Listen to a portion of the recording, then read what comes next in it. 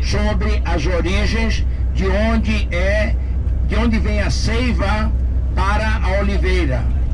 Ou seja, quem é enxertado e de onde é que vem a seiva. Ela volta e repete muito isso. Então, por que é tão importante?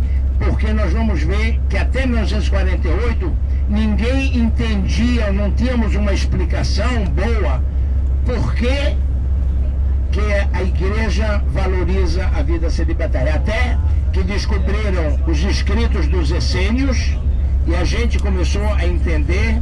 Os essênios, ele podia ser casado, mas o ideal era ele ser solteiro e celibatário.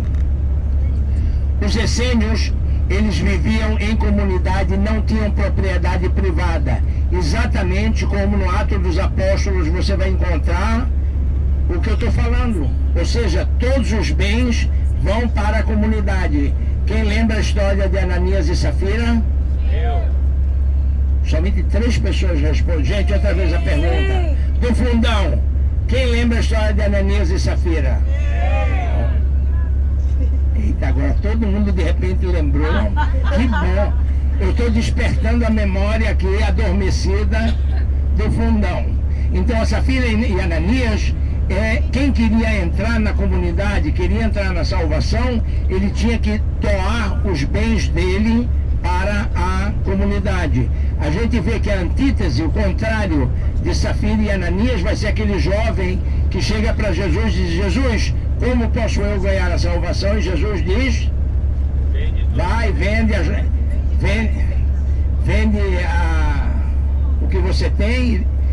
E ele tinha muitas coisas, ele ficou triste, mas é interessante que quando Jesus conversa com esse jovem, você está lembrado que o jovem responde para Jesus: desde jovem eu obedeço à lei, não é?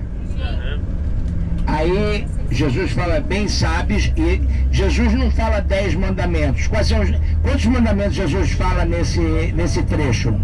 Alguém prestou atenção que não fala os 10 mandamentos? Ele não fala de guardar sábado, não fala disso. Ele fala somente 5 mandamentos, ou 5 ou 6, 5 mandamentos, que são os 5 mandamentos do relacionamento entre o homem e não o homem com Deus. Daí a gente vai entender a importância do relacionamento do homem com o homem, a tal ponto que Jesus diz: se você vai fazer uma oferta no templo, e você lembra que você tem alguém que está com raiva de você, o que é que você tem que fazer? Deixa a tua oferta, faz a paz com o teu companheiro e só depois você volta a ofertar. Ou seja, aqui nós colocamos um parâmetro novo dentro do judaísmo, porque no judaísmo a oferta a Deus era tão grande que até no sábado você podia matar um animal se era para ofertar a Deus, ok? Coisa que para nenhuma outra razão você podia fazer. Havia ofertas também no sábado. Povo meu, vou parar com, então já vimos a seita essênios, fariseus, saduceus. Muita gente fala que, eu escutei uma vez alguém falando que Jesus era essênio. Gente, quem fala isso está fora, por uma razão muito simples. A base filosófica dos essênios é que não existe livre-arbítrio, só existe o quê? Agostinho, só uma voz que eu escuto nesse fundão. O que é que existe? Não existe livre-arbítrio, existe predestinação. E a fé é bonito. Gente, olha quanta tamareira nova. Daqui a 10 anos, daqui a 4, 5 anos vocês vão passar por aqui e todo esse campo que era um deserto vai ser o quê? Tamareiras. Ô, Atrai, o Paulo era casado? O que ela disse? Paulo era casado. Paulo não era casado. Paulo é o do... Primeiro que Paulo, eles... Não quero falar... se alguém discordar de mim também não tem nenhum problema. Paulo não é apóstolo. Paulo nunca conheceu Jesus. Que ele reconheceu Jesus, mas o Jesus que é já o Jesus ressuscitado. Paulo nunca viu, nunca acompanhou Jesus nem na Galileia. Não é por um acaso que Mateus, no Evangelho de Mateus, no Evangelho dele, ele coloca, e esses são os 12 apóstolos, porque Mateus já sabia que no futuro muita gente ia se chamar de apóstolos. Hoje em dia, eu não preciso falar para vocês que no Brasil há um grande número. Mas a questão apóstolo é um título dos que acompanharam Jesus desde o comecinho até o... Hã? Só compartilhar aqui em relação a esses movimentos. Nós passamos ali por Qumran e a importância daquelas cavernas não pode ser menosprezada ou diminuída. Ali eles descobriram não apenas, como o Efraim falou dos essênios, mas havia diversos outros grupos, como os essênios, vivendo em Israel nos tempos de Jesus. E eles viviam com aquela expectativa da vinda do Messias. Eram movimentos que na teologia nós chamamos de movimentos apocalípticos, porque eles aguardavam a iminente volta, a chegada do Messias e a transformação completa e total de Israel, a liberdade do povo judeu e o reino sendo estabelecido por um descendente, sendo dado a um descendente de Davi.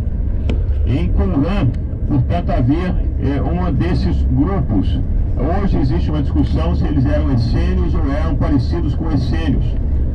Porque os essênios são apenas um dos grupos, desses vários grupos que existiam aqui na região e que viviam esses movimentos apocalípticos. Logo depois da fé cristã, surgiu um grupo dentro dos judeus chamado de Ebionitas.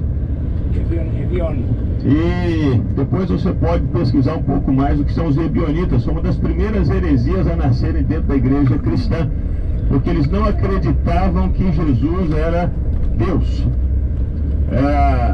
Mas enfim, é só para você ter uma ideia de que havia diversos grupos, diversos movimentos em Israel. Isso aqui era um barril de pólvoras na época. E qual a importância de Qumran? Nós não tínhamos como entender e perceber essa multiplicidade de movimentos apocalípticos. Não sabíamos que eles existiam até que esses manuscritos foram descobertos. Isso é a importância número 1. Nos ajudou a entender um pouco do contexto da época, o contexto espiritual, o contexto social, as expectativas das pessoas naquele tempo. Isso nos ajudou muito a interpretar textos bíblicos.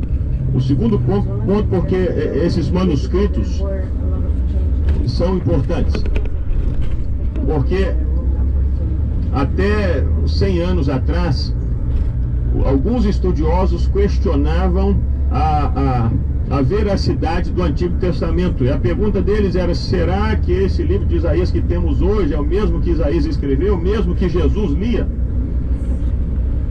E encontraram aqui em Qumran um manuscrito de Isaías datado antes de Cristo. 200 anos antes. 200 anos antes. E isso é exatamente o mesmo texto que temos hoje. Glória a Deus. Então isso nos mostra de que maneira linda e única Deus preservou os escritos da Bíblia. Para você ter uma ideia, só a título de comparação, sobre o Alcorão, o livro dos muçulmanos. Hoje eles têm um texto só. Mas por quê? Porque o califa, no século 8, se eu não me engano, era o Umar, ele mandou queimar todos os outros que eram diferentes, para que preservasse apenas um, porque havia diversos